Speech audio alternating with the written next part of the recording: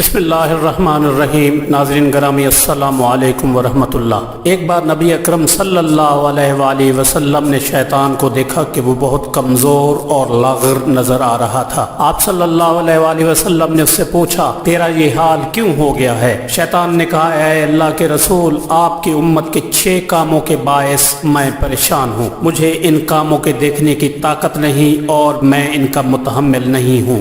1, जब एक दूसरे से मुलाकात करते हैं तो सलाम करते हैं।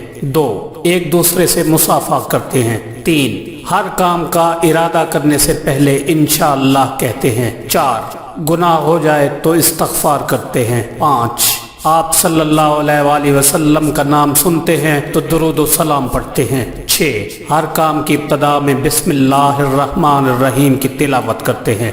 अल्लाह ताला हम सब मुसलमानों को शैतानी अमल करने से बचाए और नेक अमल करने की तौफीक अता फरमाए।